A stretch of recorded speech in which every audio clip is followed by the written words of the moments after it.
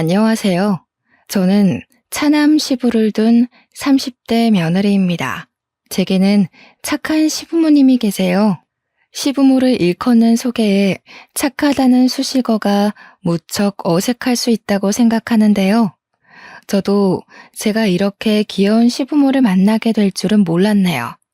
남편을 사랑하니까 조금은 손해보더라도 시부모님 잘 모셔야지 생각하며 결혼을 시작했는데 딸 같은 며느리라는 말의 진리를 경험하게 되었습니다. 그냥 저는 시댁에서 며느리 타이틀을 단 딸이었다는 거죠. 그만큼 시부모가 저를 많이 편하게 대해주고 위해줬다는 겁니다. 그래서 제 결혼 생활에 스트레스가 없었냐고요? 그랬다면 이런 사연 커뮤니티를 찾지 않았겠죠. 제가 그냥 인터넷상에 고민을 올렸다가 우연히 사연들을 접하게 되어 이곳까지 찾아온 건데요.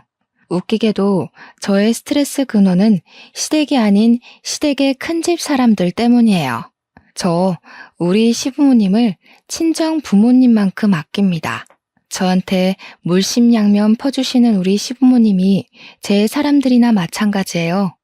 저는 평소 행실이 불량스러운 사람은 아니지만 제 사람 건드리는 인성 못난 인간들을 보면 불꽃이 튀어요. 특히 그게 우리 가족 일이라면 제 마음속 폭주기관차가 정신을 못 차리고 직진만 한답니다. 그래서 제가 본의 아니게 시댁과 큰집 사이에서 방대한 불을 지피고 말았네요. 제가 잘한 짓인지 아닌지는 저도 잘 모르겠습니다. 다만 후회하지는 않아요. 아마 다들 제 입장 들어보시면 이해해 주시지 않을까 싶습니다. 어디 한번 들어보시고 판단해 주시겠어요? 저는 결혼에 대한 생각이 그렇게 없는 나이에 결혼을 원하는 남자를 만나서 시집을 가게 되었습니다. 결혼에 대해 부정적인 인식이 늘어가는 요즘 세상에서 저는 딱히 해도 되고 안 해도 되는 입장이었어요. 그래도 시부모 때문에 고충을 많이 겪는다는 고민들을 보면 안 하는 편이 좀 더 낫지 않나 정도만 생각하는 사람이었죠. 그런 저를 결혼에 대해 긍정적으로 바꾸게 해준 사람이 남편입니다. 남편은 저보다 한 살이 많았는데 또래에 비해서 생각이 점잖고 결혼에 대한 가치관이 고지식하지 않았어요. 실제 허세 부리는 부분도 없었고 너무 과하게 잘해줘서 상대방이 김칫국 마시게 하지도 않았습니다. 그냥 연애하는 내내 쭉 한결같은 사람이었다는 겁니다. 감정 기복 활활 타오르는 제게 남편의 존재는 잔잔한 호수와도 같아서 제 안에 있는 쓸데없는 불길을 조절할 수 있었어요. 게다가 부부가 되려면 은근 중요한 코드인 유머 감각도 저랑 아주 쿵짝이 잘 맞았어요. 처음으로 누군가와 한 지붕 아래 살아야만 한다면 남편이 제 곁에 있었으면 좋겠다고 생각했죠. 그래서 남편이 먼저 해준 프로포즈에 앞뒤 생각 안 하고 기쁘게 받아들였습니다. 청혼을 받고 나니까 남편 집안이 궁금하더라고요. 남편이 간단하게 얘기해 준 적은 있어도 그건 시댁 집안의 형편 정도지 어떤 분위기의 집안인지는 들어보지 못했습니다. 제 질문에 남편은 흔쾌히 집안 얘기를 꺼냈는데요. 남편 얘기만 들었을 땐 시부는 남편과 비슷하면서도 늘 헛소리를 안 하는 분이라 했고, 시모는 점잖은 시부에 비해 조금 애교 있고 웃음 많은 사람이라고 했습니다. 그 말만 들었는데 왜 시부모에게서 저와 남편의 향기가 나는지 모르겠더라고요. 어딘가 모르게 비슷한 결이라고 생각이 되어서 그런가 시부모에 대한 긴장은 크게 하지 않았습니다. 역시나 시부모는 인품이 훌륭하신 분들이었어요. 우선 저를 많이 사랑해줬고 딸이 없는 집이라서 그런지 마치 딸이 생긴 것 같다고 특히 시모가 제게 많이 관심을 줬습니다.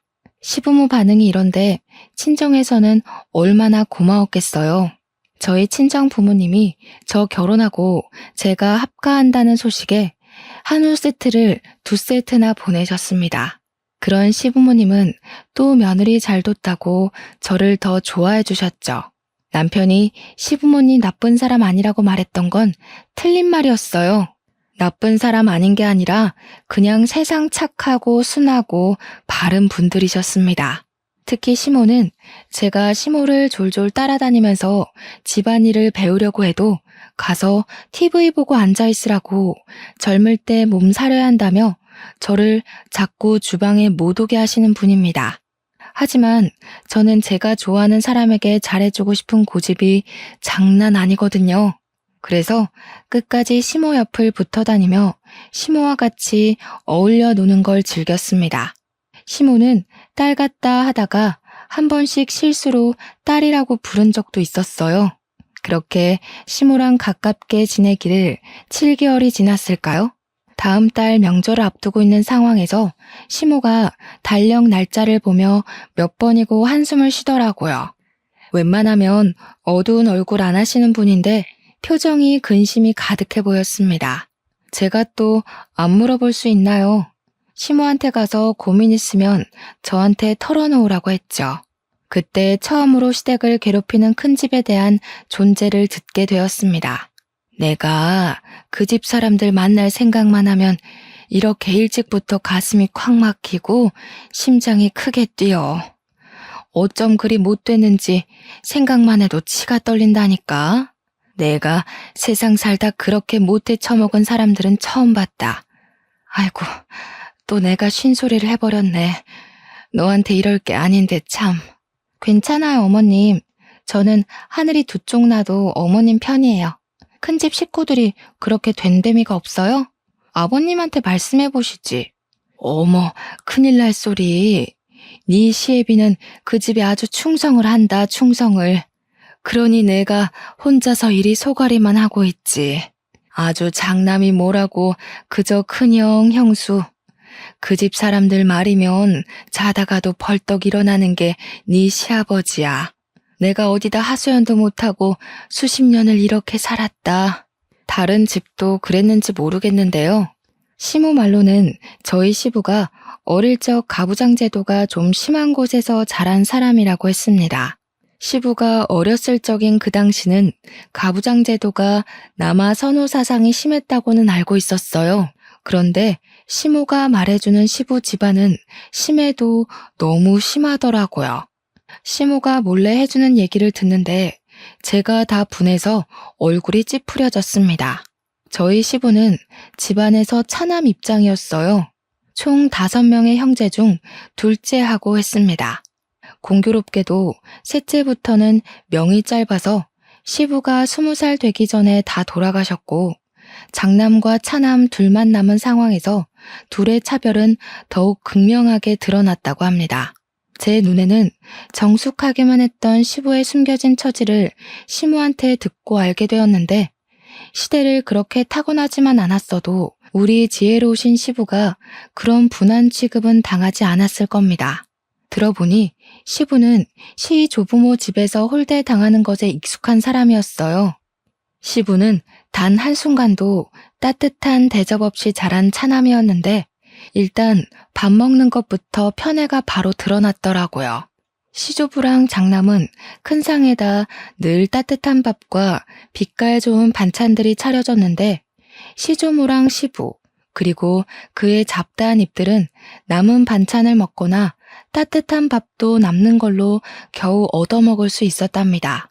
그런데도 시부는 찬밥 좋아한다며 찬밥을 즐겨 먹곤 했다는데 그게 습관이 된 건지 가끔은 독립을 하고 나서도 찬밥을 찾는다고 해요.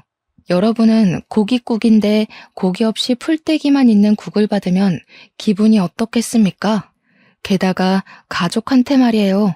저는 바로 따져 들었을 거예요. 하지만 시부에게 고기 없는 것 정도는 서러운 축에도 안 낀다고 하더군요. 그런데 장남한테는 시조부 시조모가 등골 빠지도록 번 돈으로 유학도 보내주고 교수도 만들어줬더라고요. 그리고 장남이 결혼할 때쯤엔 시조부가 돌아가셨는데 시조부가 남긴 유산으로 신혼집이랑 혼수 가구, 예단비를 잔뜩 해줬다고 합니다. 웃긴 건 시조부 유산이 원래 우리 시부한테도 주라고 돼 있었대요. 그런데 시조모가 마음대로 결정해서 장남한테 다 준 거라고 하더군요.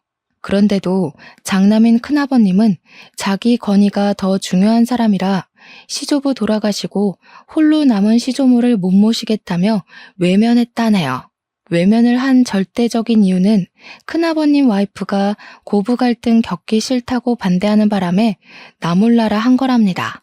우리 착한 시부는 요양원 가겠다는 시조모를 결국 내버려두지 못해 본인이 모셨고, 시무랑 같이 한 10년 정도 한 집에 살다가 시조모가 돌아가셨다고 했어요. 큰아버님 만행은 이게 끝이 아닙니다. 시조모가 돌아가시고 나서도 장례 절차를 담당한 건 장남이 아니라 차남인 시부였어요. 큰아버님은 당시 자기 식구들을 데리고 외국에 살고 있어서 못 오는 상황이었다고 해요. 제가 볼 땐 여기까지만 들어도 큰아버님의 장남 자격은 충분히 박탈되었다고 보는데, 아무도 장남이 저렇게 막 나오는 걸 뭐라 하질 않으니 저렇게 컸겠죠. 특히나 시조부모가 너무 장남을 아꼈던지라 장남이 이기적으로 나오는 것에 대해선 별로 개의치 않았나 봐요. 그러니까 그저 장남이기 때문에 뭐든 용납이 되었던 거죠. 그래서 시조모 유산도 역시나 큰아버님 앞으로만 되어 있었대요.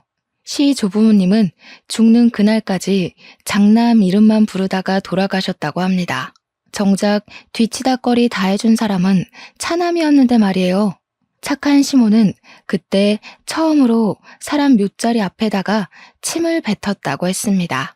생고생하면서 한 지붕 아래서 죽어라 모신 건 시부모인데, 유산은 장례식 때 코빼기도 안 비친 큰아버님 댁으로 가버렸으니 서운하고 분해서 그랬겠죠. 마땅한 행동이라고 생각합니다. 저 같아도 화났을 거고 아예 묘자리도 안 찾아갔을 거예요. 아니, 어떻게 직장에서 받아도 서러운 차별을 가족이 가족한테 그럴 수가 있는 겁니까? 대체 장남이 뭐라고요?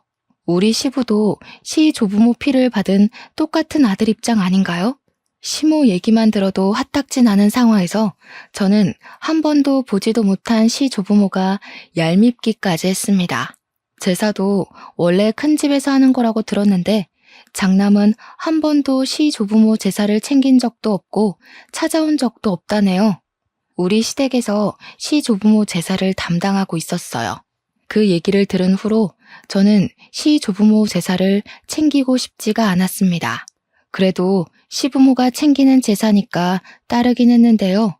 대신 절을 하면서도 제사상을 차리면서도 저는 속으로 시조부모를 엄청 원망하고 흉봤어요.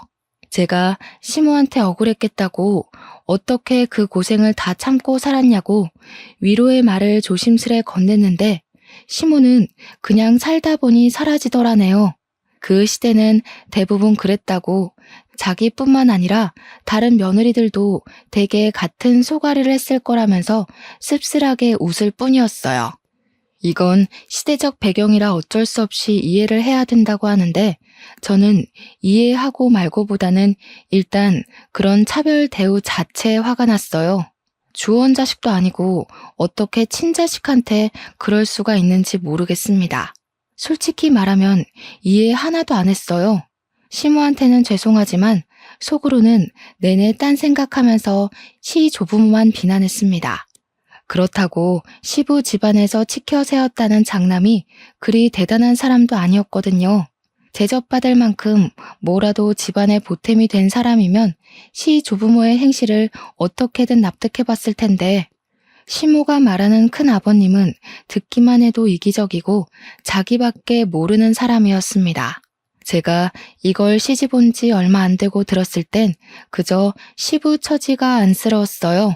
그래서 착한 시부에게 더 잘해드리고 싶었고 시부의 경고는 귀 기울여 듣고 고치려고 했습니다. 그러나 큰 집을 처음 만나고부터는 시부의 경고를 지키려는 게 제 마음대로 안 되더군요. 큰아버님은 차례도 안 지내면서 자기가 큰 집인 걸 내세우며 명절에 인사는 오라고 하는 웃긴 집안입니다. 도대체 어느 나라 법인지 모르겠네요. 근데 시부는 그걸 또 군말 없이 꼬박꼬박 가고 있다고 했어요. 그래서 저도 결혼하고 처음으로 그 집을 방문하게 되었는데요. 저는 큰 집에 발을 들이자마자 황당한 상황을 겪었습니다. 우리가 먼 길을 달려왔는데도 밖으로 내다보는 식구가 하나도 없었다는 거예요. 솔직히 그때 큰 집에 아무도 없는 줄 알았어요. 하지만 그건 조금만 더 안으로 들어가면 바로 확인 사살되는 일이었는데요. 큰아버님은 TV를 보고 있었고 큰어머님은 주방에서 음식 재료를 다듬고 있었어요. 무려 2시간이나 걸리는 거리를 차까지 막혀서 4시간 만에 도착했는데도 반기는 사람이 없었습니다. 자주 왕래하는 사이도 아닌데 적어도 오는 길 고생 많았다고 한마디는 해줘야 되는 거 아닙니까? 그런데 우리가 모습을 드러내자마자 큰 집사람들이 하는 첫 마디가 뭔 줄 아시나요? 해 떨어지고 올 작정이었냐? 이 형수가 혼자서 저 많은 거 다 다듬느라 허리가 두 쪽 났다. 오늘 같은 날은 당연히 차 막히는 거 몰라? 생각이 있으면 일찍 나섰어야지. 저게 큰아버님이 시부한테 처음 던진 말입니다. 어디 큰아버님만으로 끝이게요? 큰어머님도 뒤처질세라 주방에 들어간 시모한테 쓴소리를 뱉었어요. 아이고 참나. 손님 나셨다 나셨어. 오다가 어디 고랑이라도 빠져 죽은 줄 알았네. 더 늦었으면 짜증나서 그냥 돌아가라 할 뻔했어. 물 한 모금도 못 먹고 일만 했더니 입이 바싹 말라 죽겠다. 말할 기운도 없네. 내가 손질은 다 했으니까 수월할 거야. 6시까진 끝내라. 인상 팍 쓰면서 우리 시모한테 앞치마를 툭 던져주고 주방을 나가는 큰어머님을 보는데 와, 인사하기 싫더라고요. 그래서 큰어머님이 주방 빠져나오며 저랑 눈이 마주쳤는데 제가 그냥 쌩까버렸습니다. 큰어머님 시선이 계속 저를 따라오는 게 느껴졌지만 무시하고 우리 시모 따라 주방에 쏙 들어가 버렸어요. 이렇듯 직접 본 큰집 사람들 행실은 말로만 들은 것보다 훨씬 더 저를 화나게 했어요. 우리 시부모를 종부리듯 당연하게 행동을 하는데 제가 아끼는 분들을 그렇게 대하는 인간들한테 화가 안 날 수 있나요? 우리 착한 시모도 뒤에서는 큰집 식구 욕을 마구 했지만 정작 큰어머님 앞에서는 아무것도 못하고 깨갱하는 수준이더라고요. 그게 너무 마음이 아팠어요. 그간 어떻게 지내왔는지가 보였거든요. 큰 집에 있는 며느리들은 맞벌이 한다고 원래부터 명절의 음식 자체를 못하는 사람들이라고 했는데요. 그래서 저희 집을 명절보다 하루 일찍 불러서 이렇게 부려먹으셨대요. 무슨 이유건 간에 이건 좀 아니지 않나 싶어 남편한테 물으면 남편도 좀 보기 불편하긴 한데 너무 어릴 때부터 이렇게 해왔던 거라 자기가 어떻게 할 수가 없었대요. 한 번은 사춘기 때 큰아버님께 대들어봤는데 되레 시부모한테 혼이 났다고 합니다. 우리 시부모가 얼마나 마음 좋은 사람들인데 남의 손에 굴려지는 걸 보니 눈앞에서 보니까 제 속이 부글부글 열오르기 시작했어요. 분명 시부모도 말만 안 하고 있을 뿐 참고 있을 거라고 생각합니다. 하지만 남편도 어쩌지 못하는 걸 제가 뭐라고 감히 시가 친척에 간섭을 할 수 있겠습니까?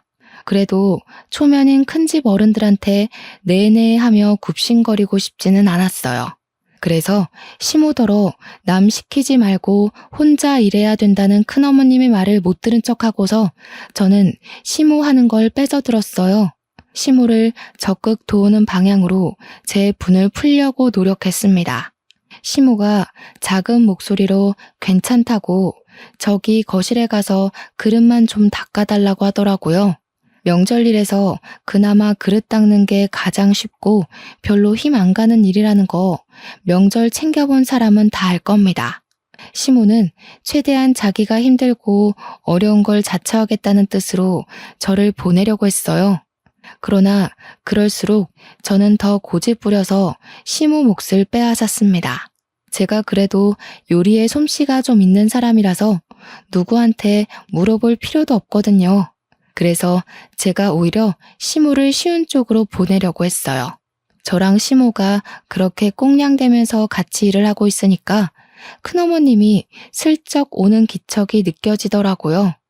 우리 주위를 얼쩡거리면서 우리 하는 얘기를 엿들으려고 기웃댔어요. 그러다 저희의 화기애애한 모습이 못마땅했는지 갑자기 시모한테 양파 깠냐고 마늘 빻고 고사리나 빨리빨리 볶으라며 성질을 부리더군요. 그러니 시모가 저랑 떠들다 말고 후다닥 다른 일을 하러 갔습니다. 시모가 떠나고 큰 어머님만 제 반경에 남아 있었는데 저는 끝까지 큰 어머님 안 돌아보면서 바로 표정 굳혔어요. 그냥 제 할 일만 했죠. 그러니까 큰어머님이 제가 마치 자기 며느리라도 되는 것 마냥 저한테 이래라 저래라 시키려고 하더라고요. 처음엔 무시했습니다. 그랬더니 이봐요, 이봐 하면서 나중에는 저를 툭툭 치는 거 아니겠습니까? 말본새부터 초면에 쉽게 터치하는 것까지 딱 봐도 불량스럽기 그지없는 할망구였어요. 내 말이 안 들리나? 그거 지금 할 필요 없다고. 저기 가서 전 부칠 펜 좀 달거라. 주방일 안 해봤니? 일머리가 있는 편은 아닌가 보구나. 애가 빠릿빠릿하지 못하네. 죄송해요. 저는 저희 어머님 며느리라서요. 다른 사람 말은 귓등으로만 들어요. 큰어머님이야말로 할 일도 없이 돌아다니지만 마시고 손 좀 보태세요. 그럼 더 빨리 끝나지 않겠어요? 저도 일머리 없다지만 큰어머님도 그렇게 썩... 저는 싱긋 눈웃음 치면서 차분한 톤으로 고개만 까딱 인사했습니다. 그리곤 또 큰어머님 말을 무시하며 제 할 일만 했어요. 그런데 저 때문에 시모도 놀라고 큰어머님도 충격 먹어서 순간 정적이 흐른 거 있죠. 그러거나 말거나 저는 하고 있던 시금치 나무를 조금 떼서 시모한테 조르륵 달려갔고 눈치 없는 사람처럼 간 좀 봐달라고 애교만 부렸습니다. 우리 귀여운 시모 당황해서 얼떨결에 간을 봐주더라고요. 그러면서 큰어머님 눈치는 계속 봤고요. 좀 싱겁죠? 아, 어머님 솜씨 따라가려면 더 배워야겠어요. 어머님은 어쩜 그렇게 요리를 잘하세요? 제가 진짜 100점짜리 시어머니를 뒀네요. 큰어머님은 우리 모습이 기가 찼는지 그 뒤로 주방을 박차고 나가서 들어오질 않았습니다. 주방이 보이는 방향으로 거실에 앉아 저랑 시무를 노려보고만 있더군요. 저는 제멋대로 행동한 거라 시무가 한 소리 할 줄 알았는데 다행히 시무는 아무 언급도 안 하셨어요. 그냥 저한테 더 살갑게만 대할 뿐이었습니다. 그리고 제가 남편에게 부탁해 거실에 놓인 그릇 좀 닦아달라 했어요. 며느리 부탁이면 하늘의 별도 따줄 것처럼 귀한 대우 주는 시부까지 제 말에 그릇 닦는 걸 도왔습니다. 그런데 큰어머님 산을 넘었더니 이번에는 주야장천 TV만 보던 큰아버님이 문제였어요. 그새를 못 참고 시부한테 나불거리는 거 아니겠습니까? 야야 형기야. 물기 있는 걸로 닦았으면 마른 수건으로도 닦아야지. 거참 몇십 년째 명절을 챙기는데 아직도 초짜 짓을 하냐. 너는 어쩜 예나 지금이나 발전이 없냐. 큰아버님은 말마다 혀를 차는 습관이 있더라고요. 그것 때문에 사람을 더 무시하는 본새가 심하게 느껴졌고 저는 순간적으로 우라가 치밀었습니다. 아, 진심으로 짜증나대요. 제가 이렇게 속에 열이 많은 사람인지 여태 모르고 살았어요. 저는 부쳐놓은 고추전을 바구니를 들고서 베란다에 건조를 시켜야겠다고 룰루랄라 거실을 가로질렀습니다. 그러고는 바닥에 양말이 미끄러진 척 들고 있던 바구니를 날려 큰아버님 머리통에 쏟아버렸어요.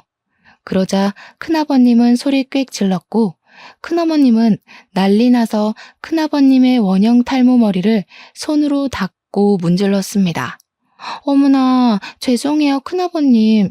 바닥이 왜 이렇게 미끄럽지? 아, 여기 바닥에 기름기가 있네. 큰어머님 청소 안 하셨구나.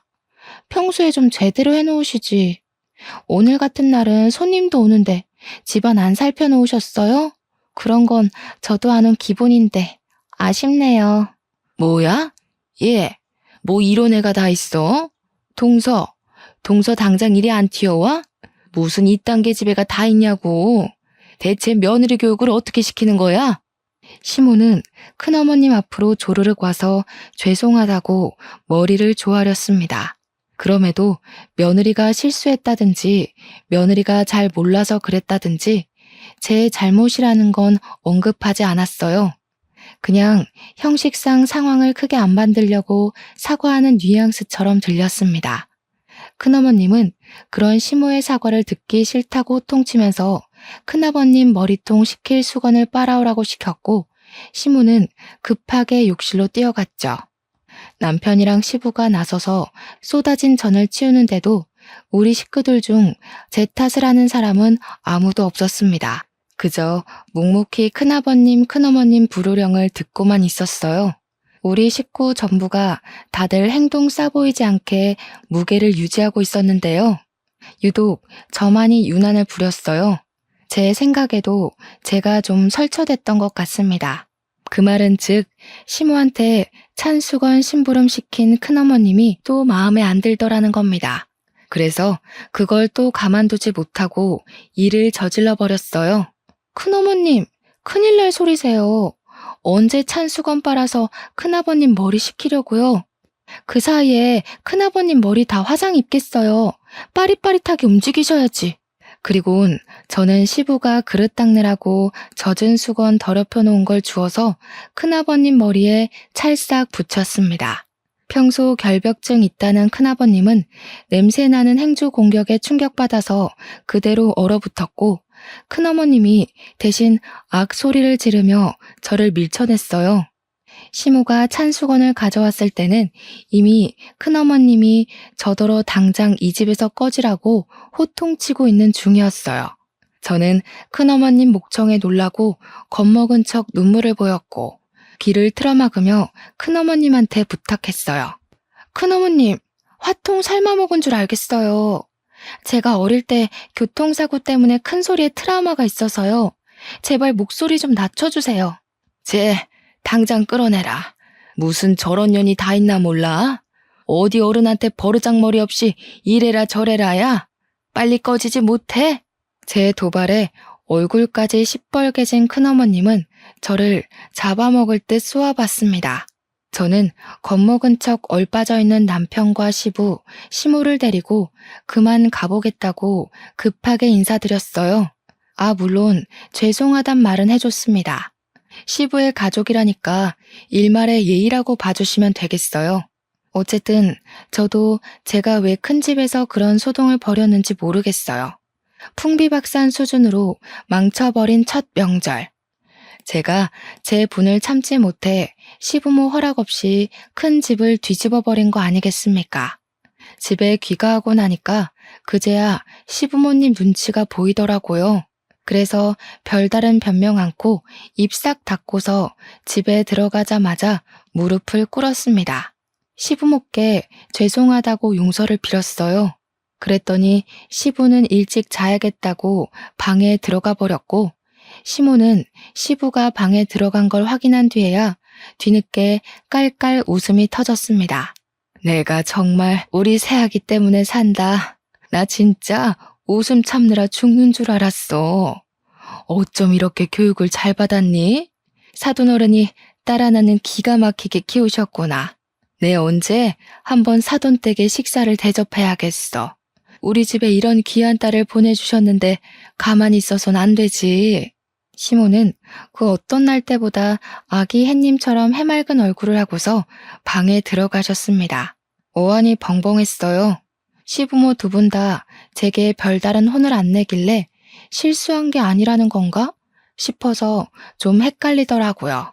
한참 나중에 남편이 말해줘서 알았는데 그날 일 때문에 자기도 10년 묵은 채증이 내려간 기분이었다고 했어요.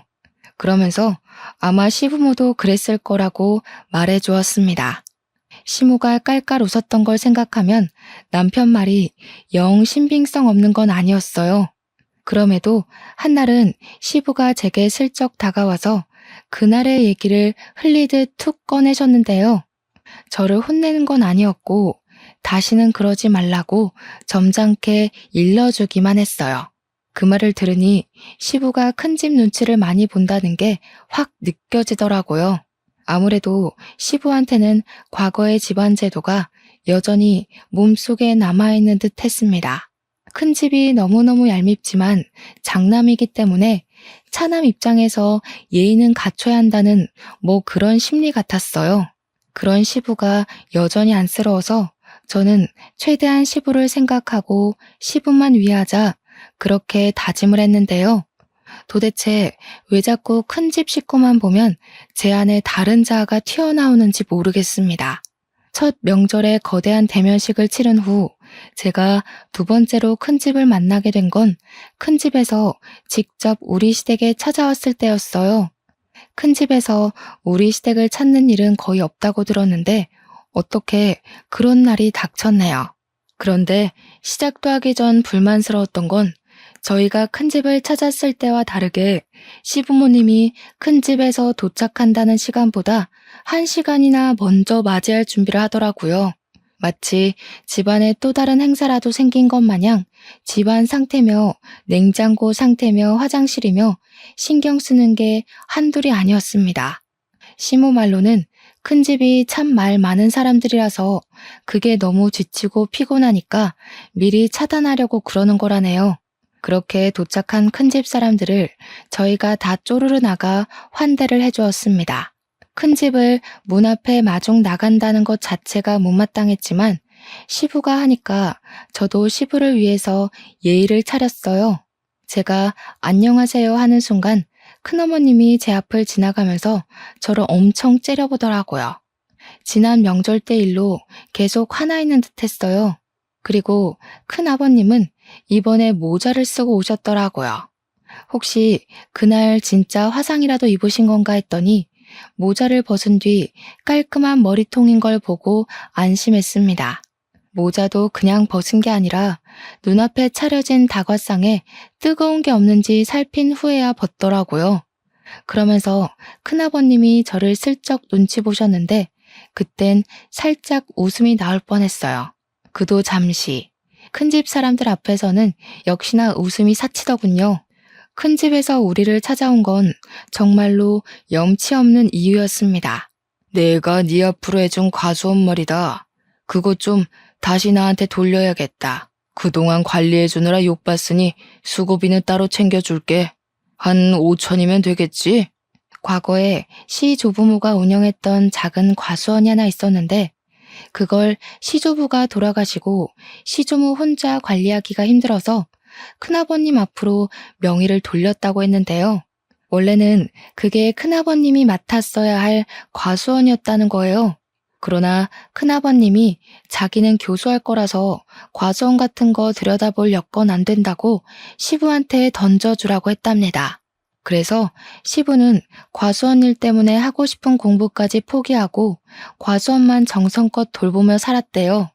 과수원은 시모를 만나기 전부터 갖고 있던 거라 어쩌면 시부의 세월이 고스란히 묻은 고향과도 같은 것이었어요. 시부는 과수원도 시 조부모가 남긴 유산이라면서 자기에게 남은 유일한 부모의 존재라고 보고 엄청 아끼는 보물이라 했습니다. 과수원이 가족 다음으로 소중한 재산이라고 말씀하시던 시부 마음에 감동받아 제가 똑똑하게 기억하고 있었어요. 그런데 그게 원래 큰아버님 거라는 건 그날 처음 들은 사실이었습니다. 이걸 팔겠다는 거야? 그건 안 돼. 아버지가 얼마나 아낀 건지 알잖아. 이렇게 확장까지 해서 규모도 꽤 커졌어. 갑자기 팔아넘기면 우리 과수원이랑 협력한 업체는 다 어떡하라고. 계약 위반이야 이거. 어지간히 효자인 척한다. 아버지 어머니 돌아가시고 없는데 계속 키워봤자 뭐하냐. 두 분 살아계실 때나 갖고는 척 선심 써줬으면 된 거지. 계약 자랑은 말솜씨만 좋으면 다 타협할 수 있는 거고. 너도 과수원 때문에 네가 하고 싶은 일 못하면서 살았잖아. 이제라도 나한테 넘기고 넌 노후에 하고 싶은 거 하면서 지내. 시부는 늘 큰아버님 말에 오케이를 하던 사람이었습니다. 그러나 이번 제안만큼은 쉽게 고개를 끄덕이지 못하시더군요. 시부의 심기가 많이 불편한 것이 제 눈에도 다 보였습니다. 시부가 대놓고 티를 내셨거든요. 그러니 다른 식구들 눈에도 당연히 들어왔겠죠. 큰아버님도 시부가 바로 답을 안 주자 이것 봐라 싶었는지 헛웃음을 뱉었습니다. 어쭈? 설마 너 그 재산 탐내냐? 내가 너더러 땅덩어리 관리만 하라고 했지 주제넘게 재산 탐내라고 그랬어? 얘가 아주 요망스러운 생각을 하고 있었네. 내가 진작에 안 찾아왔으면 아주 꿀꺽했겠다. 그게 아니라 이걸 팔아버리면 돌아가신 아버지 어머니 볼 면목이 없어서 그러지. 내가 어디 재산 탐낸 적 있어? 나 부모님한테서 쌀 한 톨도 받은 적 없는 사람인 거 알잖아. 적당히 해라. 그런다고 죽은 부모님 돌아오는 거 아니다. 지금은 내가 부모야. 이미 죽은 사람은 더 이상 입에 올리지 말고 땅 문서나 좀 가져와봐. 집을 하나 매매하려는데 자금이 좀 부족해서. 형님, 말 좀 가리지. 부모님이 형님한테 어떻게 해줬는지 잊었어? 형님 지금 호의호식하고 사는 거 다 부모님 덕분 아니야? 다른 사람은 막 나가도 형님은 그러면 안 되지. 형님만큼은 죽을 때까지 부모님 기리고 기억하면서 감사하고 살아야 돼. 그런데 뭐? 죽은 사람? 이게 교수했다는 사람 입에서 나올 말이야? 이 자식이 약을 잘못 먹었나? 지금 대꾸하냐? 너 이 새끼 땅 넘기기 싫어서 괜히 질질 끌려는 거지? 원래 그거 내 땅 아니냐? 와, 웃기는 새끼네. 부모 앞에서 고상한 척 욕심 없는 척 하더니 결국 이거였어? 내가 아주 호랑이 새끼를 키웠구나. 어른들의 신경전은 한낱 젊은 사람들의 신경전과 차원이 달랐습니다. 쌍욕이 없는 가벼운 듯한 대화이면서도 눈빛이 주고받은 기운 때문에 분위기 무게가 정말 삼엄했어요. 매일 큰아버님한테 져주던 시부가 처음으로 의지를 굽히지 않자 두 분의 팽팽한 기싸움은 더 무섭고 길게 이어졌습니다. 그 상황에 큰어머님은 재산 문제는 남자들끼리 얘기해야 된다고 시모를 데리고 자리를 떴어요. 당연히 저도 우리 시모를 따라 나섰고요. 그런데 알고 보니 큰어머님은 자리를 피해준 게 아니라 시모한테 겁박 주려고 방에 끌고 온 거더군요. 괜히 법정 싸움으로 치닫지 말자 동서. 우리 아들들 돈 많은 집 며느리한테 장가간 거 알지? 첫째 며느리가 법조인이야. 괜히 서로 피보면서 영 끊는 짓 하지 말고 쉽게 가자고. 제가 뭐 마음대로 결정할 수 있는 일인가요? 남자들 결정에 따르는 거지. 듣자 하니까 남편은 별로 안 남기고 싶어 하는 것 같은데 저는 남편 말 따를 겁니다. 저한테 이러시는 거 아무짝에 소용없어요. 말기 못 알아먹네. 그래서 지금 버티겠다는 거야? 우리 며느리한테 전화해. 아무리 명의가 너희 쪽으로 돼 있다고 해도 우리 며느리가 법조인인 이상 너희들 손해야. 팔은 안으로 굽는 법이거든. 나 세 번째까지는 곱게 안 묻는다. 땅 문서 어딨어? 난 그런 거 모른다니까요. 그런 중요한 것들은 남편이 다 관리하지 난 아무것도 손 안 대요. 솔직히 내가 안다고 해도 별로 알려주고 싶지는 않네요. 저희 집에 뭐 하나 신경 써준 적도 없잖아요. 시모는 제가 옆에 있어서 그런지 나름 용기 내서 큰어머님께 할 말을 잘하셨습니다. 그런 시모가 자랑스러웠어요. 큰어머님을 화나게 하는데 충분히 성공했더라고요. 얌전한 고양이가 부뚜막에 올라간 셈이었죠. 하지만 큰어머님이 참지 않고 법조인 며느리한테 전화를 걸겠다고 폰을 들었을 때 시모 표정은 금세 후회를 되찾았습니다. 시모 눈동자가 불안으로 떨리는 걸 봤어요. 시모는 아마 시부와 의논 없이 혼자 결정하는 걸 잘 못하는 것 같았고 시부 허락 없이 큰일을 만들지도 못하는 사람 같았습니다. 그 사이 큰어머님은 진짜로 첫째 며느리에게 전화를 걸었어요. 그런데 신호음이 가기도 전에 곧바로 전화가 꺼졌습니다. 큰어머님이 당황해서 다시 전화를 걸었는데 또 안 받았어요. 큰집 사람들을 보면 의외로 웃긴 포인트가 좀 있어요. 전화 튕기는 걸 보는데 큰어머님의 당혹스러운 표정이 너무 재밌어서 순간 웃음이 터질 뻔했지 뭡니까. 그러면서 큰어머님이 애써 변명을 가미했는데요. 우리 며느리가 지금 재판 있나 보네. 바쁜가 봐. 하면서 태연한 척을 하는데 얼마나 우습던지. 심지어 더 웃긴 상황은 따로 있었습니다. 큰어머님이 자기네 며느리들은 바빠서 한가하게 집에만 있는 저랑은 다르다는 식으로 비꼬고 있을 때였어요. 전화를 튕겼던 첫째 며느리한테서 다시 전화가 걸려온 겁니다. 그러자 큰어머님 표정이 승기라도 잡은 것 마냥 들뜨더라고요. 바로 시모 얼굴 앞에다가 당당하게 자기 폰을 들이밀면서 자랑을 했습니다. 좀 봐라 얘. 아무리 바빠도 얘들이 이렇게 예의가 바르다. 다시 전화 주잖니.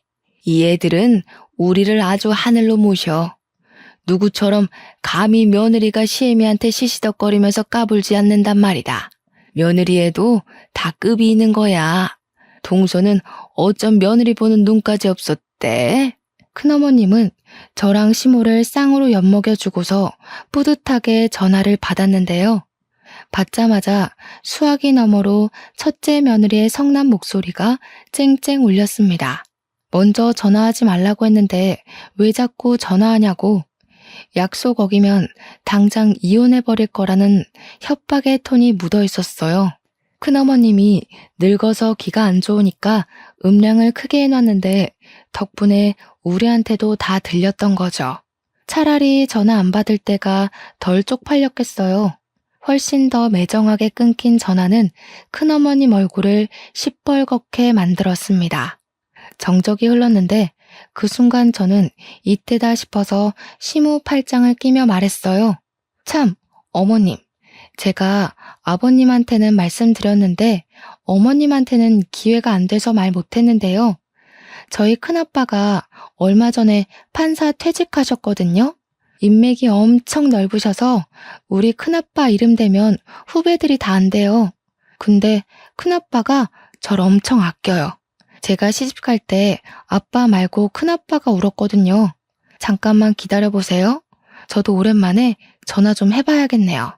거기서 시모는 역시 계속 얼떨떨하게 저를 바라봤고 큰어머님만 어리둥절했어요. 큰어머님이 진짜로 자기 며느리한테 전화를 걸었던 것처럼 저도 거짓말 않고 진짜로 큰아빠한테 전화를 했거든요.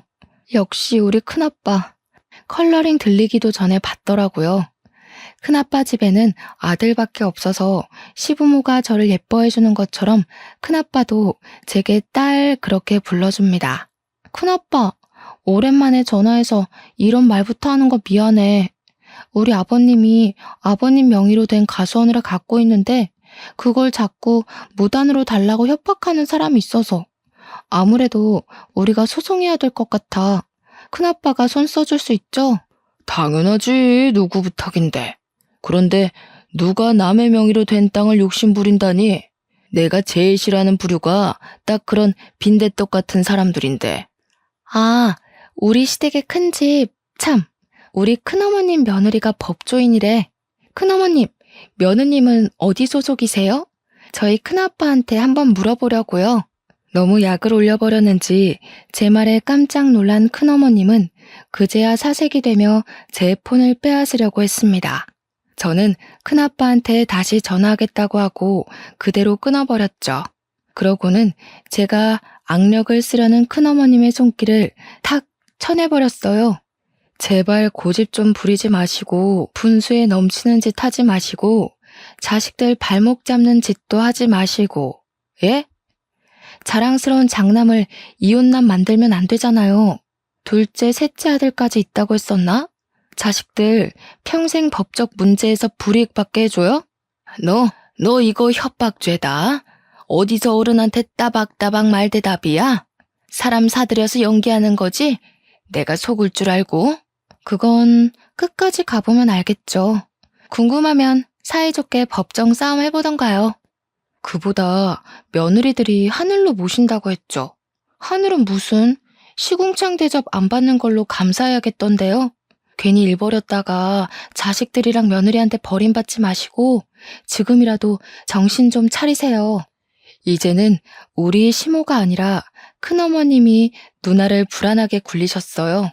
그러면서도 대꾸는 못해서 바보같이 어버버거리기만 하더라고요. 이후 저희에게 그 어떤 잘난 체도 못하고서 쌩 방을 나가버렸습니다. 얼마나 당황했으면 나가다 문턱에 발가락을 찧었는데도 절뚝거리며 뛰쳐나가버릴까요? 시모를 모시고 그 뒤를 따라 나갔더니 거실에선 큰아버님이 시부 멱살을 잡고 있는 장면이 기다리고 있었어요. 시모가 깜짝 놀라서 시부한테 달려가려 했는데 그럴 필요가 없을 것 같아 제가 시모를 붙잡았습니다. 곧 큰어머님이 알아서 큰아버님과 시부를 갈라놓더니 큰아버님 옷을 챙기고 모자를 챙기고 난리가 났더라고요. 큰아버님이 왜 이러냐고 미쳤냐고 하는데도 큰어머님은 큰아버님 등짝만 패면서 그냥 빨리 나가자고만 재촉했어요. 아무래도 나가면 제 큰아빠가 판사였던 얘기를 알아서 잘 전달할 것 같았습니다. 이젠 자기네들이 불리하다는 걸 알았겠죠. 이미 땅덩어리가 시부 이름으로 되어 있는데 법으로 덤빈다 한들 무슨 소용 있다고 두둑한 배짱을 갖고 덤볐는지 모르겠네요. 관리도 처음부터 계속 우리 시부만 해와서 명의가 큰아버님 거였다고 해도 기여도에 따라 우리 쪽에서도 지분을 받을 수 있대요. 결국 어떤 법이든 간에 큰 집 쪽이 불리하다는 겁니다. 그런데도 배 내밀고 떵떵거렸던 이유는 왠지 그 법조인 며느리 하나 믿고 있어서 그런 것 같아요. 이러나 저러나 일은 잘 해결되었습니다. 그날 대판 싸운 이후로 큰 집은 2년이 지난 지금까지 우리 시댁을 찾지 않고 있어요. 양심 없이 명절에 부르지도 않고 귀찮게 땅 내놓으라고 시비 걸지도 않습니다. 시부는 어떻게 큰 집과 연락을 잇고 있는지는 모르겠으나 그 외의 식구들은 전부 큰 집의 갑질에서 해방이 되었어요. 시모랑 남편은 이게 다 저 덕분이라고 항상 사랑스럽다고 해줍니다. 밥상에 매일 맛있는 것도 올라와요. 다소 철딱선이 없었을 수 있을 저를 예쁘게 봐준 시부모 덕분에 저는 현재도 아주 행복한 결혼 생활을 보내고 있습니다. 사실 딸을 임신한 지도 8개월이나 됐어요. 그렇잖아도 저를 복덩이 대우해주던 시댁에서 임신까지 해버리니 아주 왕비만큼이나 후한 대접을 받고 있네요. 지금이 너무 행복해서 이 꿈에서 영영 깨고 싶지가 않아요. 제 인생이 이렇게 쭉 순탄하길 속으로 항상 바라고 있습니다. 다들 저만큼 행복하시고 저보다 더한 행운 받으셨으면 해요. 들어주셔서 감사합니다.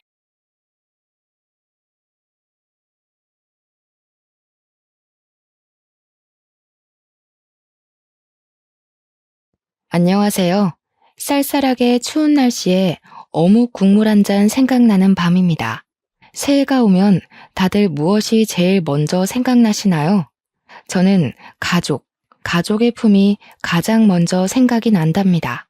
지금은 60대 중반을 넘겨 후반을 향해 달려가고 있는 산전수전 다 겪은 할머니지만 아직도 화가 날 일이 남아있다는 사실이 참 믿기가 어렵네요. 이제는 웬만한 감정에 오르락내리락 하지 않는 초월적 상태라고 생각했는데 몇 해 전 저와 남편에게 아주 기가 막힌 일이 있었습니다. 제 입으로 말하기 창피하고 얼굴에 침 뱉는 것 같아서 친구들에게는 말도 못한 일이네요. 어디서든지 제 사연이 퍼져서 이 일을 당사자들이 부끄러워하고 진심으로 반성하길 바라보면서 한자 한자 억눌린 글을 써보겠습니다. 저에게는 남들처럼 아들 하나 딸 하나 그리고 제 배 아파 낳은 딸은 아니지만 누구보다 소중한 막내딸이 하나 더 있습니다. 말씀드렸다시피 제 배로 낳지 않은 딸은 바로 저의 시조카인데요. 평생을 제가 키웠습니다. 우리 남편에게는 나이 차가 얼마 나지 않는 남동생이 하나 있었습니다. 저희가 결혼하고 다음 해에 바로 시동생이 결혼식을 올렸으나 저희가 애를 둘 낳고 초등학생이 될 때까지 키우는 동안 시동생네는 아이가 생기지 않아 힘들어 했었습니다. 그래도 장남인 남편이 아들을 낳았고 2년 뒤에 딸도 하나 낳아서 시부모님께서 시동생네에게는 아이를 닥달하진 않으셨었죠. 점차 커가는 우리 아이들을 보면서 동서는 각고의 노력을 했습니다. 저에게 울면서 형님, 저도 아이를 낳고 싶어요 했던 적도 있었네요. 다시 생각해도 참 가슴 아픕니다. 시동생 부부는 결혼한 지 7년 만에 겨우겨우 임신에 성공했고 혹시라도 애가 잘못될까 가슴 졸이며 10개월을 품었습니다. 그리고 아이를 낳은 지 겨우 100일이 지났을 무렵 음주운전 차량과 사고가 크게 나는 바람에 시동생과 동서는 그만 세상을 떠나고 말았습니다. 저와 남편이 얼마나 장례식장에서 울었는지 모르겠어요. 허망하게 아기만 남겨두고 떠나는 그들이 눈이나 제대로 감았을까 싶었습니다. 하나뿐인 조카이기도 하고 시댁에서는 막둥이 아기를 고아원에 차마 맡길 수 없었던 터라 저에게 눈물로 읍소했습니다.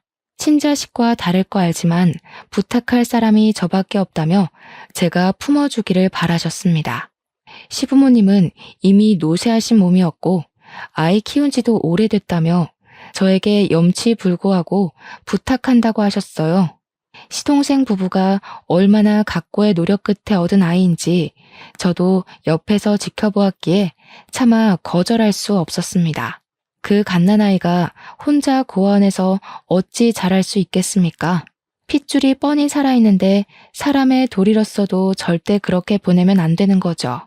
그래서 저는 제가 품기로 했습니다. 시부모님은 저에게 시동생 부부의 보험금을 주겠다고 했습니다.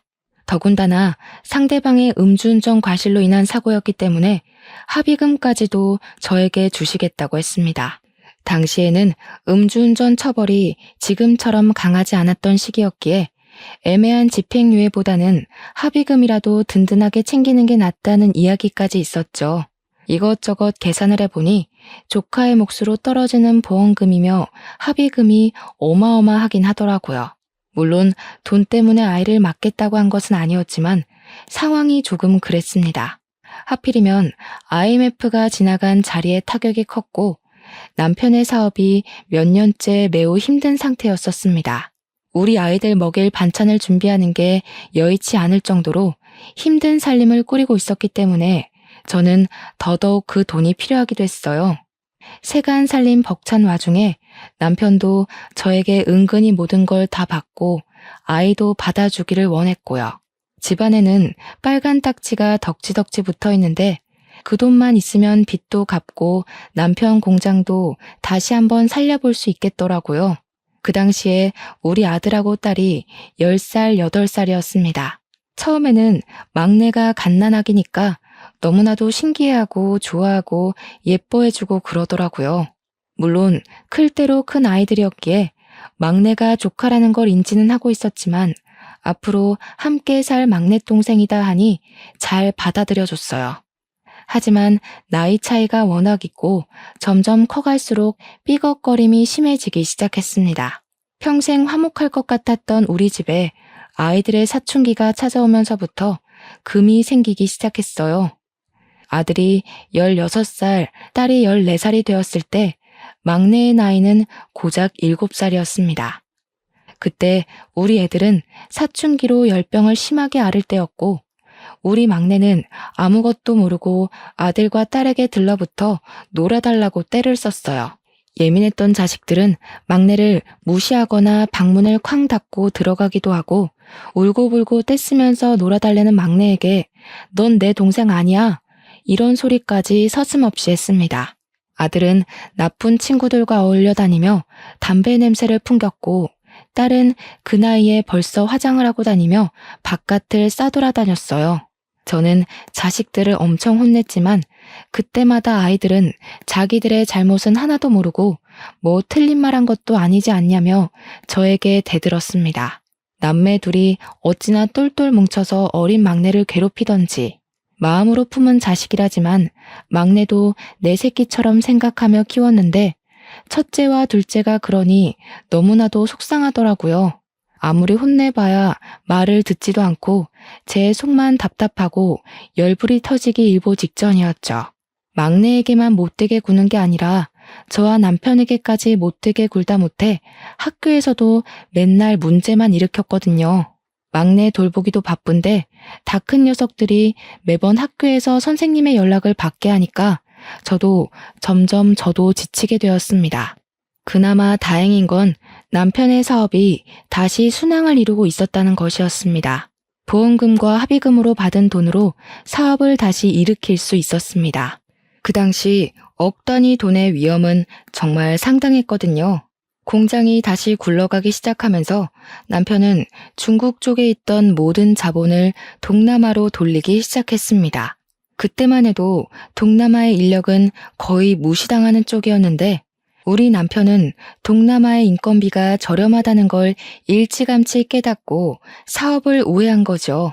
몇 년 뒤 중국 공장의 자본금이 올라가면서 인건비도 오르고 중국 정부에서 외국 그룹이 본인들의 공장을 점령한 걸 막은 적이 있었습니다.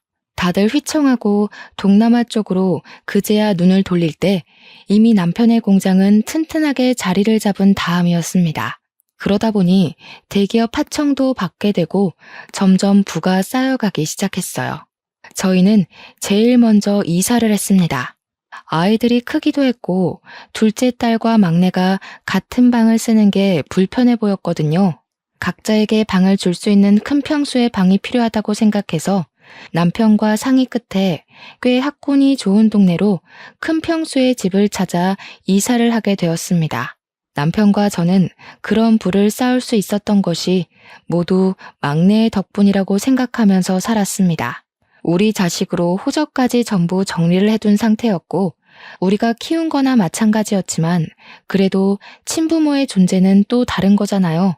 언젠가 때가 되면 우리 자식이 아니라는 말을 상처받지 않게 잘 돌려서 이야기를 해줄 생각이었어요. 원한다면 막내딸이 아니라 조카라고 불러주겠다고 마음까지 먹었죠. 그게 막내가 진심으로 친부모를 인지할 나이가 되면 다 그렇게 해줘야 하는 게 진리라고 생각을 했습니다. 늘 막내에게 감사한 마음이 있었고 오로지 막내를 위한 저희의 진심이었던 거죠. 그런데 우리 아들, 딸들은 어찌나 철이 없던지 자꾸 막내한테 넌 우리 가족이 아니라고 더부살이라고 이야기를 하더라고요. 고작 8살밖에 안 된 아이가 뭘 알겠습니까?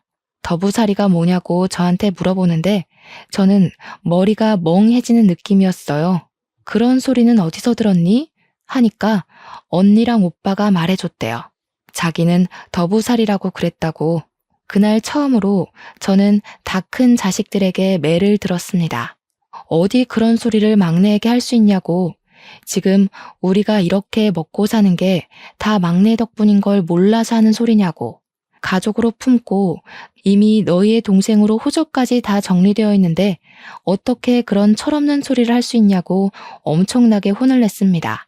막내가 다 커서 인지하고 상처받지 않을 나이가 되면 다 말해주려고 했는데 이런 식으로 초를 치기 있냐면서 제가 가슴을 퍽퍽 치며 이야기했어요.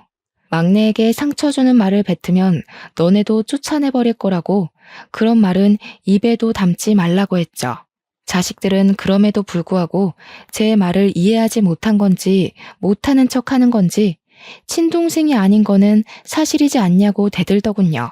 무려 고등학생, 중학생이나 된 것들이 고작 초등학교 1학년 아기한테 그런 소리를 뱉다니.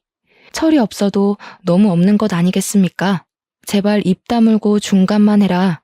더 많은 걸 바라지도 않는다고 했죠. 그렇게 어영부영 시간이 흐르고 흘러 첫째 아들은 대학 입시에 2번이나 실패를 하고 삼수는 못하겠다면서 21살이 되자마자 군대에 가버렸습니다. 19살이던 딸은 학교를 하도 안 나가는 바람에 진도도 못 쫓아가겠고 공부하는 인연이 없는 것 같다며 다른 걸 찾아보고 싶다고 했어요. 저는 딸의 미래를 위해 응원을 해주려고 했는데 이 계집애가 글쎄 다짜고짜 학교에 자퇴서를 내고 온 겁니다. 제 도장이랑 남편 도장까지 훔쳐서 자퇴서를 제출하고는 미용을 하고 싶다며 미용실에 취직을 했어요. 미용실도 미용실 나름이지 고등학교 중퇴자를 데려다가 제대로 월급이나 주겠습니까? 최저시급이라는 것도 없이 한 달에 돈 몇 푼 만지면서 하루 종일 샴푸하고 머리카락 쓸고 담고 있더라고요. 미용도 제대로 배울 마음이 없는 것 같았습니다. 하는 꼬락서니를 보면 알 수 있잖아요. 애가 정말 열정이 있어서 하는 건지 아니면 임시 방편으로 그냥 취직을 한 건지 제가 미용 학원을 보내주겠다 했더니 배우는 걸 꼭 해야겠냐면서 설렁설렁 미용실로 출근을 하더라고요.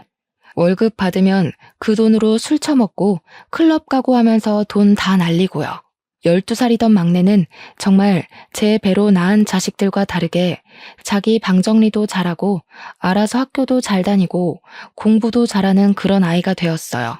시동생 부부의 심성이 참 곱고 착했는데 그래서 그런지 막내가 딱 그런 성격으로 자라주었습니다.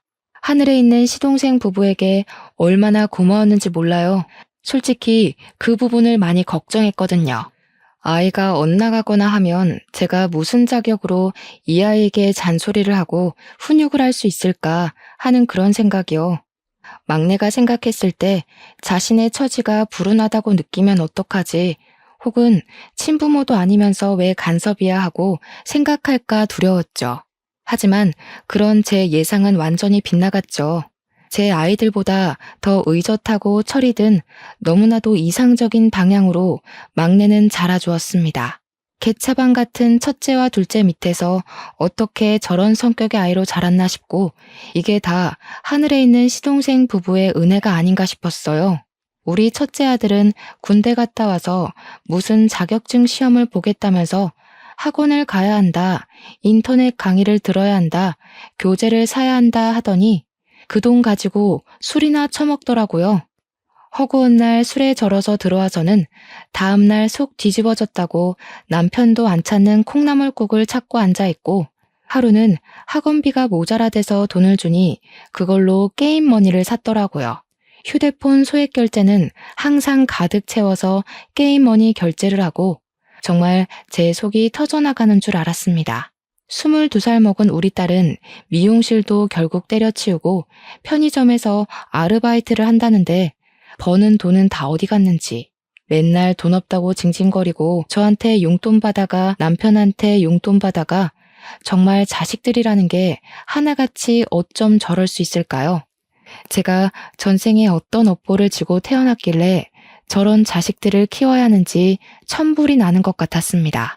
하지만 저의 유일한 희망은 바로 막내였어요. 중학생이 된 우리 막내가 첫 중간고사를 봤는데 무려 전교에서 7등이라는 등수를 하고 온 거예요.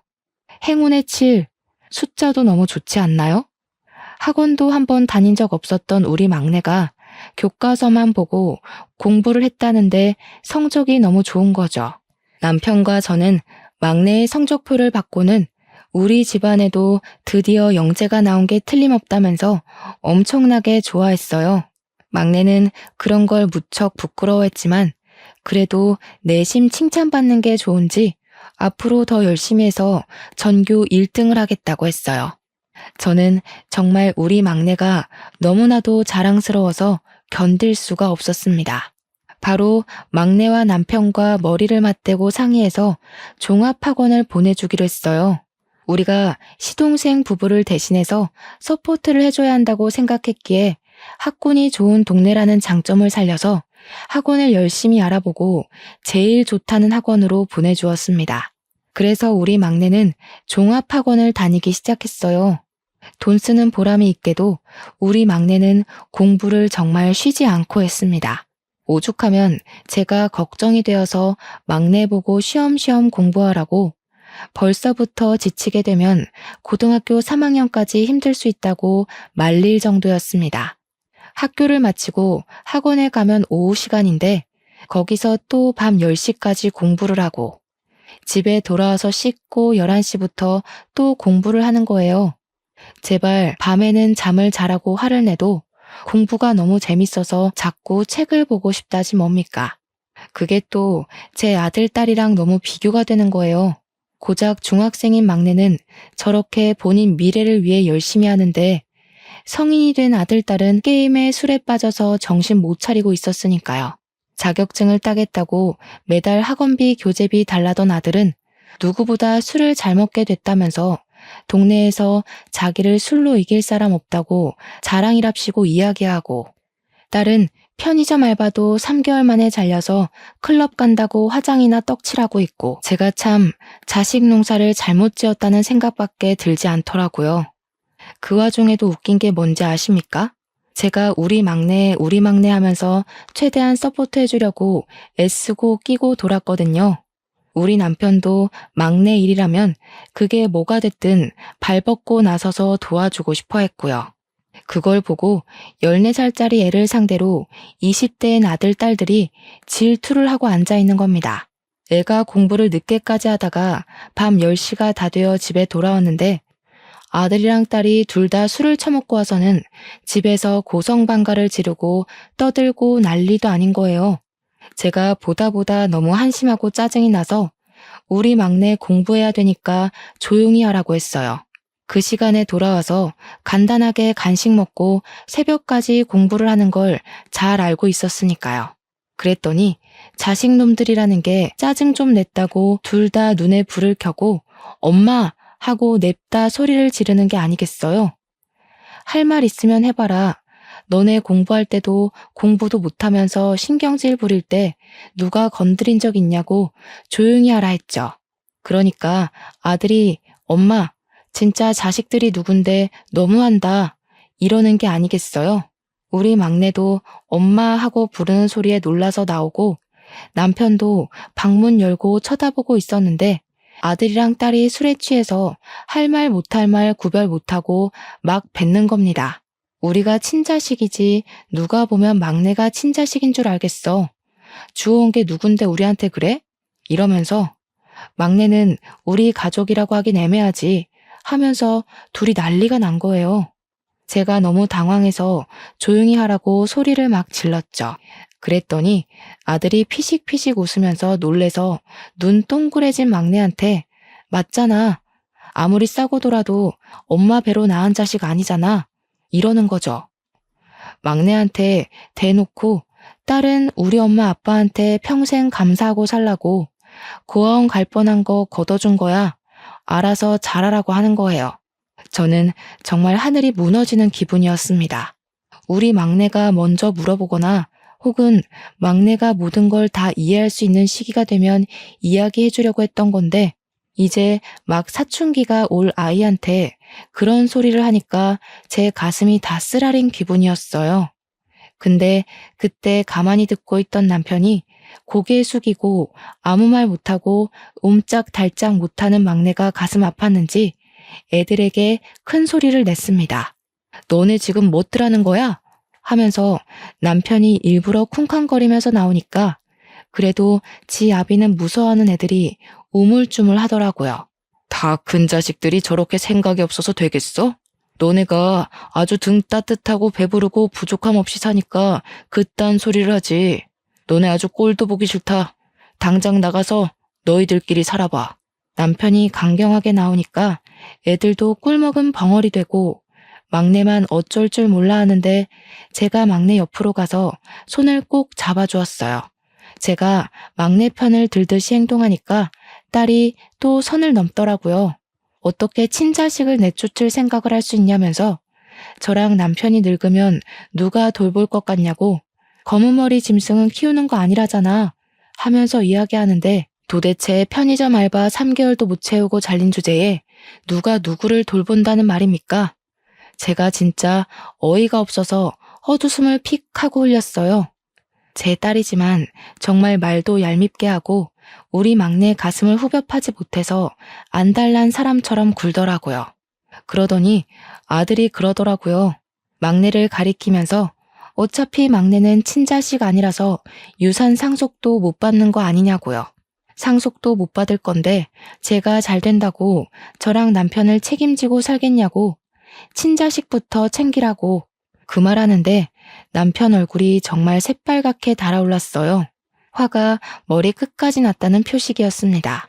그래, 너네 이제 성인이니까 너네도 스스로 벌어서 스스로 살아라. 언제까지 우리가 너네 책임지고 데리고 살 수는 없지 않겠냐. 우리 집이 지금까지 먹고 살 수 있었던 기반이 되어준 것도 다 막내 덕분이다. 내가 할머니한테 다 들었어. 돈 때문에 막내 맡은 거라며. 제가 막내가 오해할까 싶어서 바로 아니라고 정정을 했어요. 돈 때문에 막내를 맞는다는 게 말이 되냐? 애 하나 키우는 게 고작 돈이면 다 되는 줄 아냐고. 얘가 얼마나 귀한 딸인 줄 아냐고 했어요. 그러니 딸이 자기는 귀한 딸이 아니라서 아무것도 안 해주냐고 하는데 도대체 제가 뭘 안 해줬다는 건지 어이가 없더라고요. 그래서 딸한테 그랬죠. 너 하고 싶다는 거 한 번도 안 시켜준 거 없다. 미용실에서 일할 때도 미용학원 다니라고 몇 번을 이야기하지 않았냐고. 그랬더니 미용은 자기가 하고 싶었던 게 아니래요. 저는 막내를 끌어안고 이야기했습니다. 시동생 부부가 얼마나 귀하게 얻은 딸인데 우리가 내칠 수 있냐고. 우리 핏줄인데 고아원에 버리는 게 말이 되냐고. 그 말을 하는데 제 눈에 정말 눈물이 차오르더라고요. 물론 막내 덕분에 시동생의 보험금 덕에 우리 집 공장이 일어선 건 부정하지 않겠다고 하지만 보이는 게 전부가 아니라고 했습니다. 막내는 모든 걸 한꺼번에 알게 된 충격에 울고 있었어요. 닭똥 같은 눈물이 뚝뚝 떨어지는데 정말 제 가슴이 찢겨나가는 기분이었습니다. 그걸 보는 남편도 똑같은 마음이었는지 자식들에게 정말 엄청나게 화를 냈습니다. 도대체 너희들이 여태 살면서 뭐 하나 똑바로 해본 게 있냐면서 아무것도 해낸 게 없는 주제에 뚫린 입이라고 짓거리면 단줄하냐고. 제가 하고 싶은 이야기들을 쏙쏙 골라서 하고 있더라고요. 그러더니 남편이 큰 결심을 내리고야 말았습니다. 너네 당장 짐 싸서 나갈 준비하라면서 고시원에서 살든 달방을 얻든 너네 힘으로 알아서 살아보라고 했어요. 그 나이 먹도록 대학도 못 가 공부를 하는 것도 아니야. 취업도 안 해. 언제까지 그렇게 할 줄 아는 거 없이 살 거냐고 바보 천치라고 했죠. 그러니 큰아들이 자기는 공장 물려받으면 되지 않냐고 하고 딸은 엄마 아빠가 유산 남겨줄 건데 뭐가 문제냐요. 저와 남편은 정말 머리를 얻어맞은 듯한 충격이 들었습니다. 아무리 화려한 학창 시절을 보냈다고 해도 저렇게 당당하게 유산 타령을 할 거라고는 생각도 못했어요.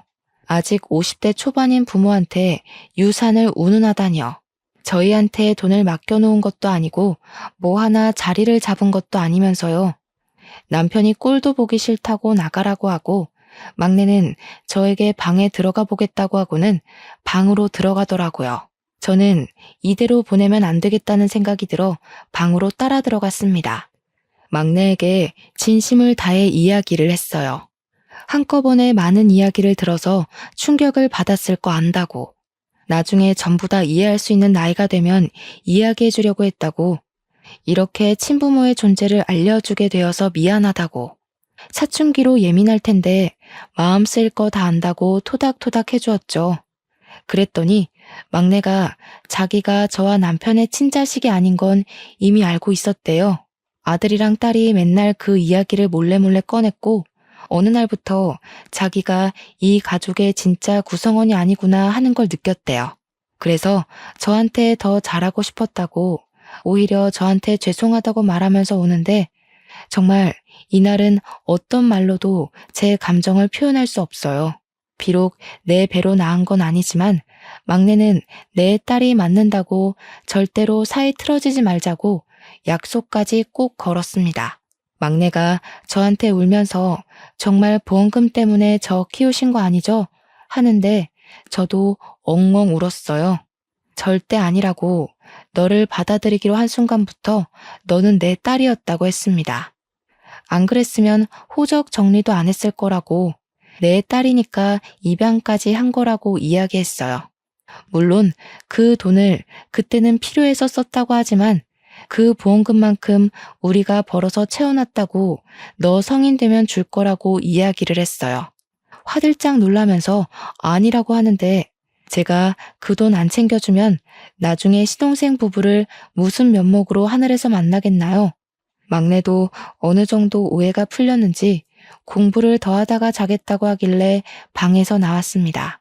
아들이랑 딸은 방으로 들어가 숨은 건지 뭔지 보이지도 않고 남편만 거실에서 씩씩거리고 있었습니다.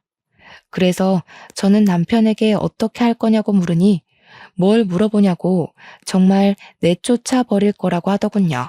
고생도 해보고 정신을 차릴 거 아니냐면서 한 달 안에 취업해서 나가라고 저한테 신신당부하라고 전하더군요. 기숙 공장에 들어가던 아니면 정말 모텔이라도 잡아서 나가던 이 집 밖으로 내쫓을 거라고요. 저는 남편 말에 솔직히 동의를 했어요. 우리 자식이라고 하지만 언제까지 망나니 짓 하는 걸 두고만 볼 순 없으니까요. 그래서 다음날 남편이 출근하고 슬그머니 밥 달라며 눈치 보면서 나오는 아들, 딸에게 이야기를 했습니다. 아빠가 한 달 안에 기숙 공장을 가든 집을 구하든 취직해서 나가라고 했다고 딱 잘라서 이야기를 했어요. 그러니 애들이 놀라면서 어떻게 나가서 살 수 있겠냐고 엄마가 좀 말려줘 하면서 생떼를 피우는데 저도 딱 잘라 말했습니다. 입 조심하고 행동 조심 안 한 건 너희들인데 왜 나한테 그런 걸 바라냐고요.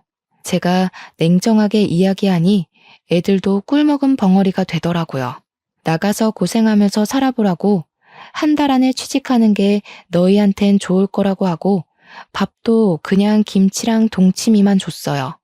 반찬 투정도 못하고 우물쭈물하면서 대답도 제대로 못하더라고요. 그렇게 살얼음판 같은 2주가 지나고 딸은 무슨 빵 공장에 취직을 했다고 하고 아들은 콜센터에 취직했다고 하더라고요. 둘 다 죽겠다 죽겠다 하면서 은근슬쩍 눈치 보고 넘어가길 바라는 것 같았지만 남편은 칼같이 굴었습니다. 이제 너네도 부모의 그늘에서 벗어나서 살아보라고 하면서 월세 얻을 보증금 정도는 보내주겠다고 했어요. 정말 딱 500만 원씩 보내주고는 나가서 집부터 알아보라고 했습니다. 아들이랑 딸은 울며 겨자 먹기로 나가서 발품 팔아 원룸을 알아보더라고요.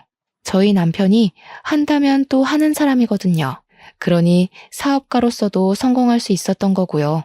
물론 아들하고 딸한테만 돈을 주는 것도 형평성에 어긋난다고 생각했는지 막내한테도 용돈으로 쓰던지 알아서 하라며 500만 원을 보내주었어요.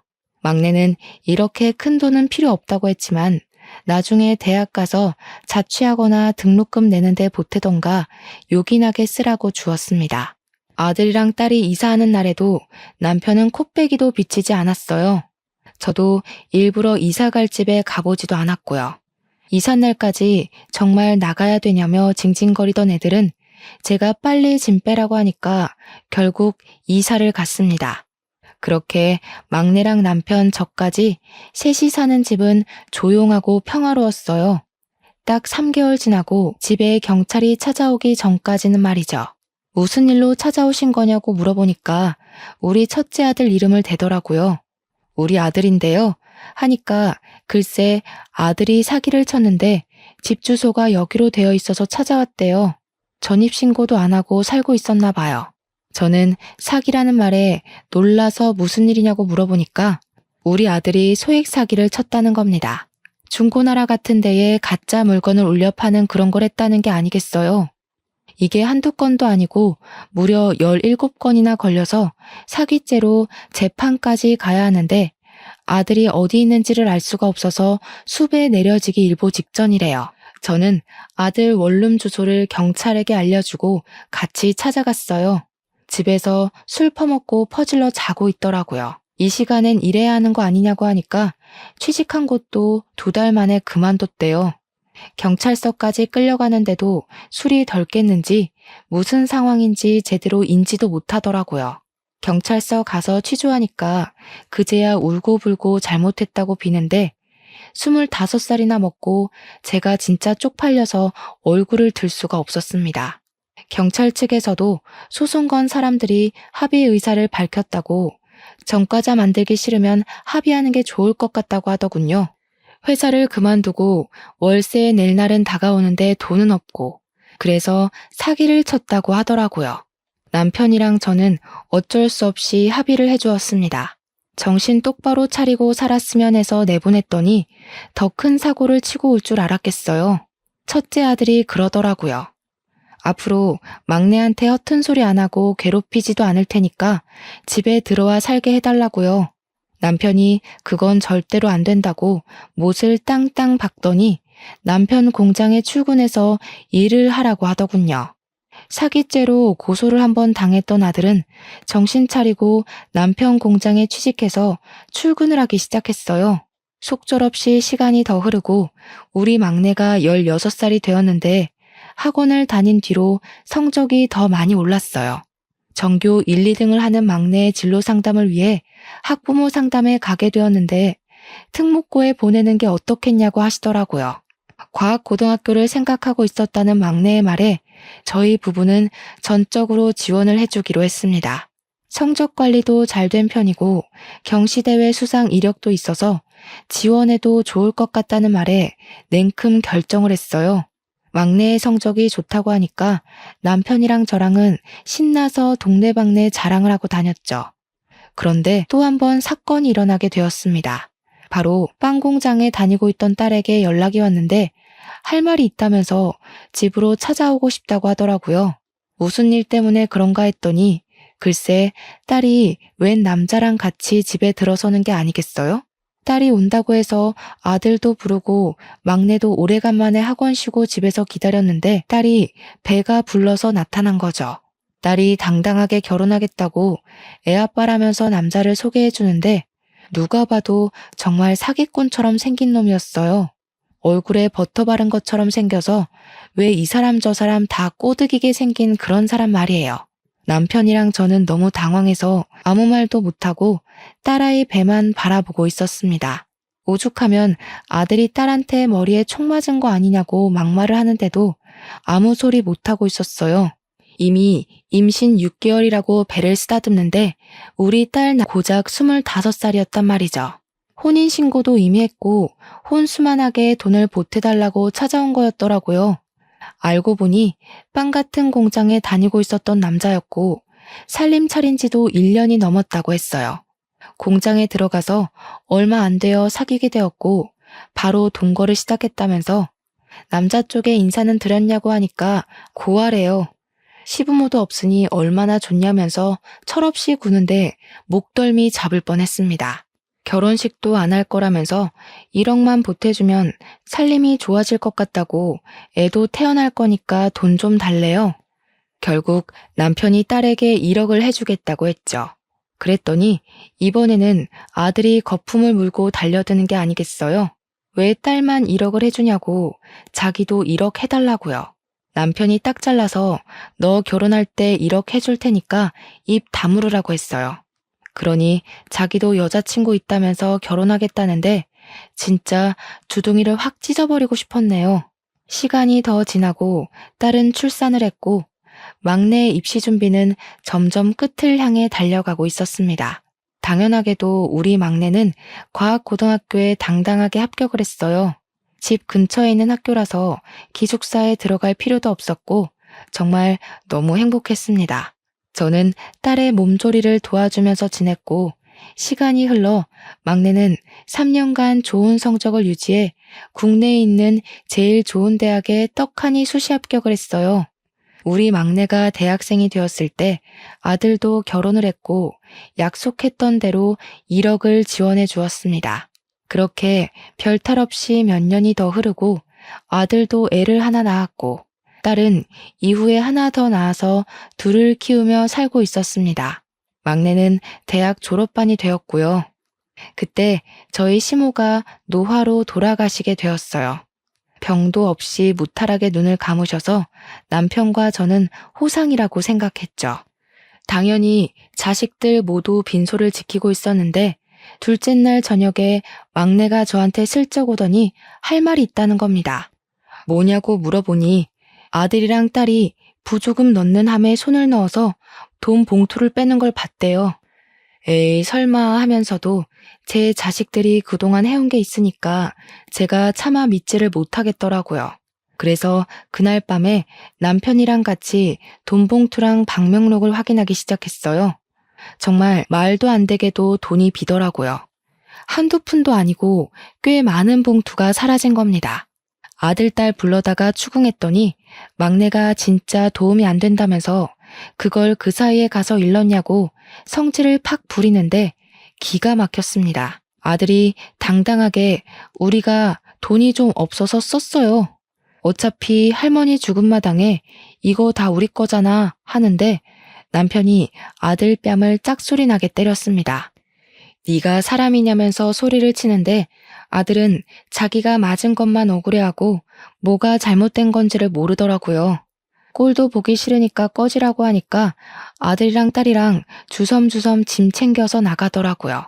결국 막내만 저희 부부와 같이 시모에 가시는 길 끝까지 함께 지켜보았습니다. 발인 때도 이 핑계 저 핑계 대면서 아들이랑 딸은 나타나지 않았어요.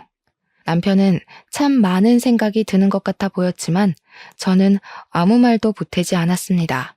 자기들도 부끄러우니까 차마 못 나타난 거겠지 하면서도 어쩜 네 배로 낳은 자식들이 저 모양일까 싶었죠. 남편도 저한테 우리 그냥 아들이랑 딸 없는 셈 치고 살자고 하는데 저는 그냥 끄덕였어요. 아들은 남편 공장에서 일하고 있었지만 생산 라인 쪽이라 남편이랑 크게 부딪힐 일 없는 쪽이었거든요.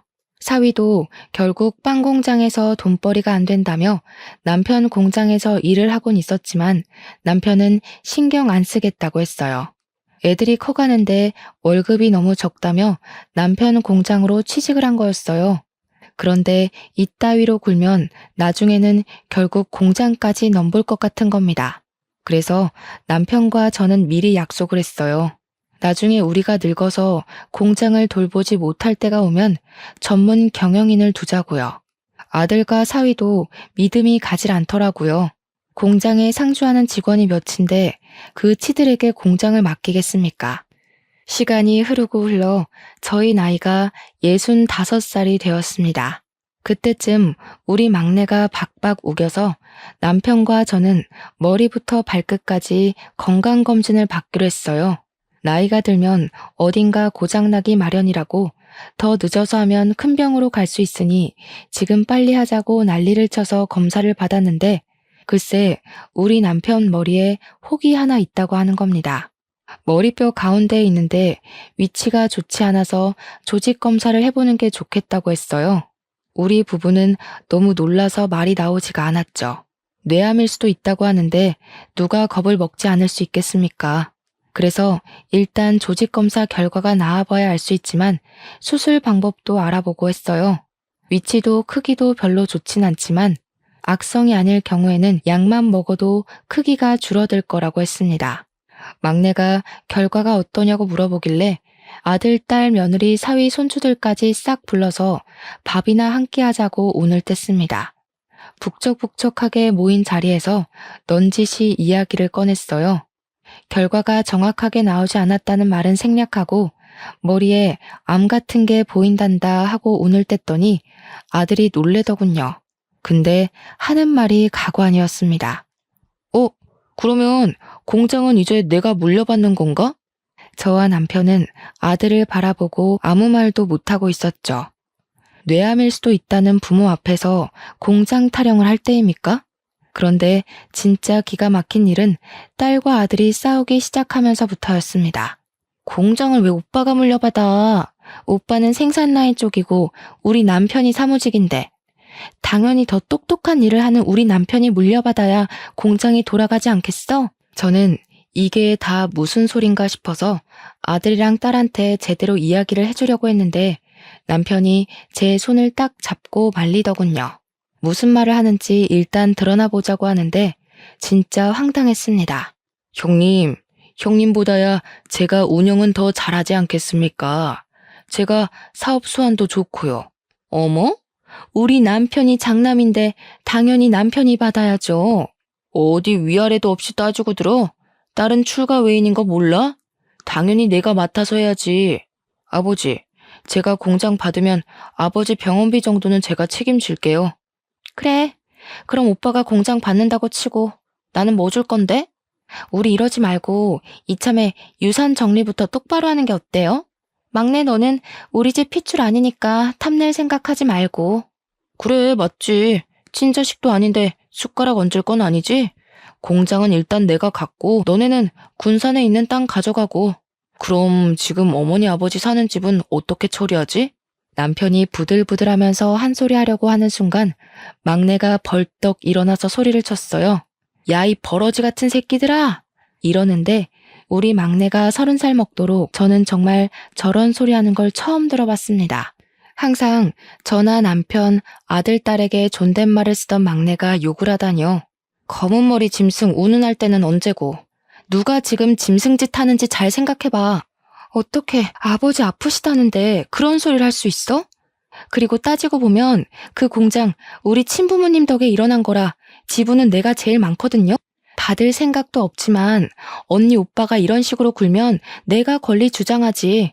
어떻게 부모 앞에서 유산 나눌 이야기를 해.